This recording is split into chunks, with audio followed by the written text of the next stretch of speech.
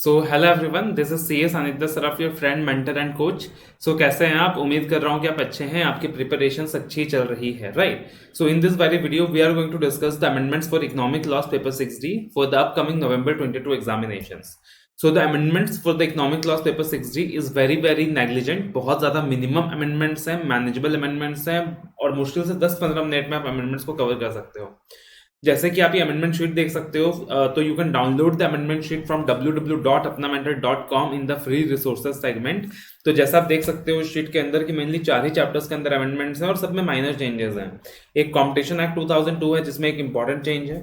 दूसरा IBC code 2016 है जिसमें 2 रेगुलेशंस में माइनर चेंजेस दिए हैं। तीसरा prevention of money laundering act है जिसमें एक माइनर चेंज है। चौथा फॉरेन एक्सचेंज मैनेजमेंट एक्ट के अंदर लिबॉर रेट के अंदर कुछ माइनर सा चेंज है, that is very important for MCQ, जिसका डिस्कशन ऑलरेडी हमने पेपर 4 के अमेंडमेंट वीडियो में किया है।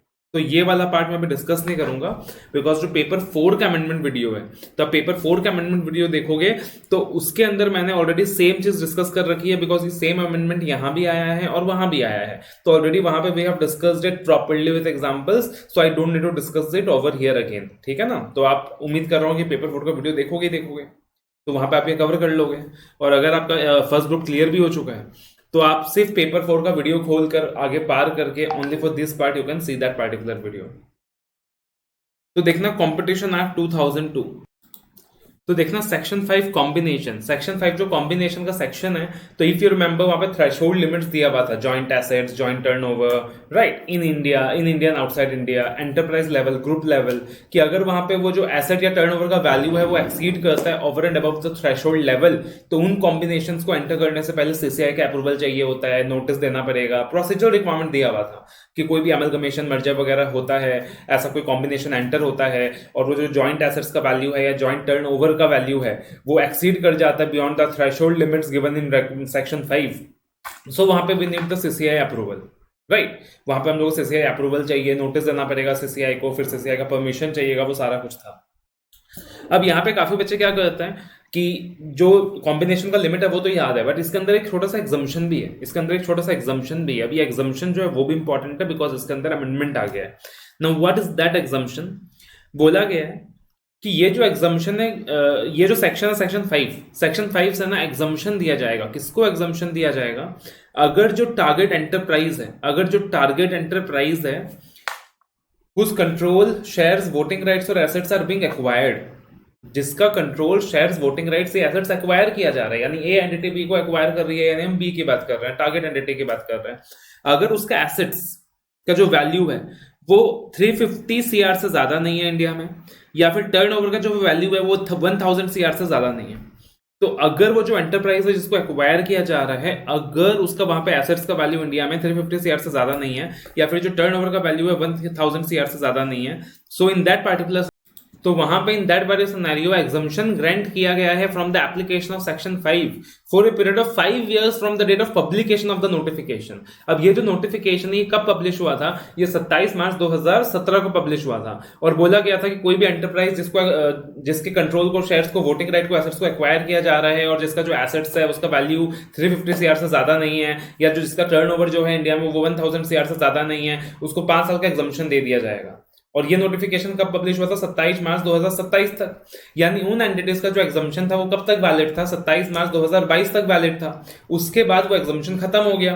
अब उस एग्जम्पशन को इंक्रीज कर दिया गया, एनहेंस कर दिया गया, उस 5 years को 10 years कर दिया गया। यानी वो जो एंटरप्राइजेस है जिनका एग्जम्पन आइडियली 27 मार्च 2022 को विड्रॉ हो गया था, अब वो एग्जम्पन कंटिन्यू रहेगा टिल 27 मार्च 2027। तो ये इंप्लीकेशन है इसका। उसके बाद आता है section 6 that is regulations of combination. तो अब इसके अंदर क्या बोला गया है कि जैसे ही दो एंटरप्राइजेस कॉम्बिनेशन एंटर करती हैं and that is exceeding the threshold limit given in section 5 and further that is not covered under the given exemption, तो वहां पे सीसीआई को नोटिस देके बताना पड़ेगा, डिटेल्स ऑफ कॉम्बिनेशन के बारे में इन्फॉर्म करना पड़ेगा, राइट, एंड सीसीआई का अप्रूवल वगैरह चाहिएगा। तो वहां पे वो जो इन्फॉर्म करने का टाइम लिमिट है, कि कितने टाइम के अंदर उस कॉम्बिनेशन के बारे में सीसीआई को बताना है, यहाँ पे एक एम्बिगिटी है, यहाँ पे एक डिबेट है, एक फाइट है। और मैं आपको क्लियर कट आंसर नहीं दे सकता what is the correct answer. एक डिबेट है, एक एम्बिगिटी है कि यहाँ पे 7 डेज आएगा या 30 डेज आएगा, क्योंकि कहीं 7 डेज दिया है, कहीं 30 डेज दिया है, कहीं 7 डेज दिया है, कहीं 30 डेज दिया है। आप ऐसे में देखोगे जगह जगह 30 डेज दिया है, राइट। फिर चेंज आया था 7 डेज किया, अमेंडमेंट के अंदर 7 डेज दिया है, अब भी काफी जगह 30 डेज दिया है। तो यहाँ पे एक एम्बिगिटी है, अभी के लिए आप 7 डेज ध्यान रखो। तो section 6 subsection 2, subject to the provisions contained in subsection 1, any person or enterprise who or which proposes to enter into combination may at his or its opinion give notice to the commission in the form as may be specified and the fee which may be determined by regulations, disclosing the details of the proposed combination within 7 days of the approval of the proposal relating to the merger or amalgamation referred to in clause C of section 5 by the BOD of the enterprise concerned with such merger or amalgamation, or execution of agreement or document referred to in clause A of section 5, right। अब देखना IBC code 2016, तो insolvency and bankruptcy code 2016 के अंदर भी दो regulations के अंदर minor changes हैं। पहला आता है regulation 44, that is completion of liquidation.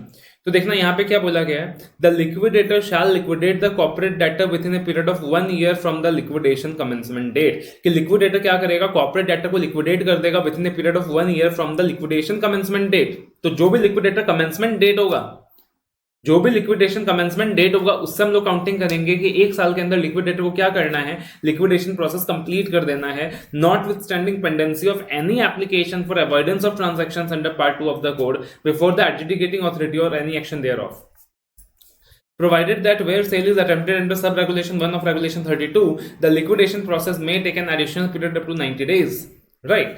तो अगर सेल अटेम्प्ट किया गया, देखना यहाँ पे फर्दर प्रोवाइजो ऐड किया और बोला अगर सेल अटेम्प्ट किया गया है under sub regulation 1 of section regulation 32A। Now regulation 32A deals with sale of assets. तो सेल ऑफ एसेट्स के बारे में वो रेगुलेशन है कि अज्यूमिंग की एंटिटी गोइंग कंसर्न है और एंटिटी के एसेट्स को बेचे जा रहे हैं, लिक्विडेटर एंटिटी के एसेट्स को बेच रहा है, चाहे एक साथ बेच रहा है या चाहे ब्लॉक्स में डिवाइड करके बेच रहा है। तो इन दैट पार्टिकुलर प्रोसेस बोला गया है कि लिक्विडेशन प्रोसेस में ना 90 डेज एक्स्ट्रा लग सकता है, लिक्विडेशन प्रोसेस में 90 डेज एक्स्ट्रा लग सकता है, क्योंकि वो एसेट्स को बेचने वाला है as per the regulation of as per the provisions of regulation 32A, और उस बेचने में एक्स्ट्रा टाइम जाएगा, उस सेल प्रोसेस में एक्स्ट्रा टाइम जाएगा। तो यहां पे लिक्विडेशन प्रोसेस में एडिशनल 90 डेज लग सकता है। फर्दर बोला गया है रेगुलेशन 44 सब रेगुलेशन 2 के अंदर, if the liquidator fails to liquidate the corporate debtor within 1 year, he shall make an application to the adjudicating authority to continue such liquidation along with a report explaining why liquidation has not been completed and specifying the additional time that shall be required for liquidation.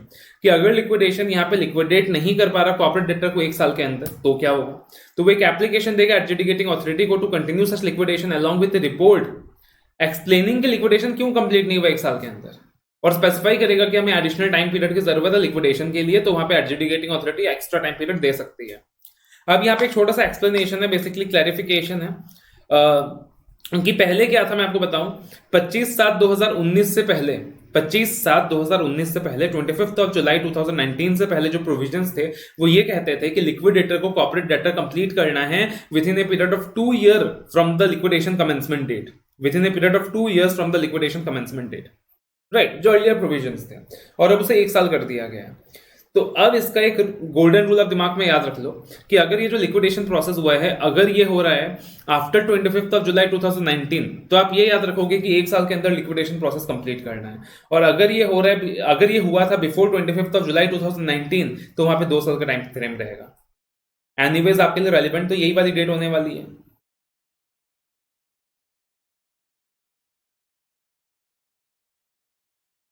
Regulation 18 meetings of the committee, यहां पे basically सिर्फ language को revise किया गया है, ज्यादा कुछ नहीं है, राइट। तो आप एक बार खाली गो थ्रू कर सकते हो, सिर्फ लैंग्वेज को ही रिवाइज किया गया है। Prevention of money laundering act PMLA के अंदर जो रूल 91A था, that will not be applicable to a foreign portfolio investor, यानी जो भी एक फॉरेन पोर्टफोलियो इन्वेस्टर होगा उसको एग्जम्पशन दिया गया है from the applicability of rule 91A। Now what is rule 91A? तो बेसिकली एक ऑब्लिगेशन था रिपोर्टिंग एंटिटीज के ऊपर कि with in 10 days after the commencement of an account based relationship with a client, electronic copy of clients KYC record file करना पड़ेगा with the central KYC records register. कि हर एक reporting entity को क्या करना पड़ेगा, with in 10 days after the commencement of an account based relationship with a client, file करना पड़ेगा electronic copy of the clients KYC records with the central KYC records register. अब ये जो पार्टिकुलर ऑब्लिगेशन है रूल 9(1)(a) का, ये applicable नहीं होगा टू फॉरेन पोर्टफोलियो इन्वेस्टर। तो छोटा सा चेंज है, कुछ भी नहीं है, मतलब ना के बराबर अमेंडमेंट है। तो अब देखो आईबीसी कोड के अंदर ना के बराबर अमेंडमेंट है। उसके बाद आप देखो कॉम्बिनेशन के अंदर एक तो अच्छा अमेंडमेंट था। फेमा के अंदर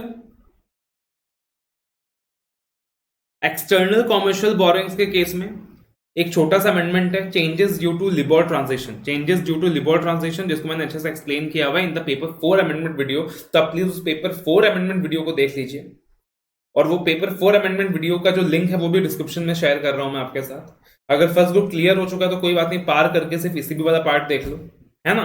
तो you can just refer this particular amendment part from there. तो बाकी अमेंडमेंट्स बहुत ही माइनर है, नेग्लिजिबल है। एज सच अमेंडमेंट्स में टाइम वेस्ट करने की कोई जरूरत नहीं है। अमेंडमेंट्स के लिए आपको दोबारा से क्लासेस लेने की कोई जरूरत नहीं है। You can continue with what ever classes you have, with what ever books you have. सिर्फ इतना अमेंडमेंट आप अलग से देख लीजिए, आपका काम हो जाएगा, right. So again all the very best. उम्मीद करता हूं आपकी प्रिपरेशंस अच्छी चल रही है।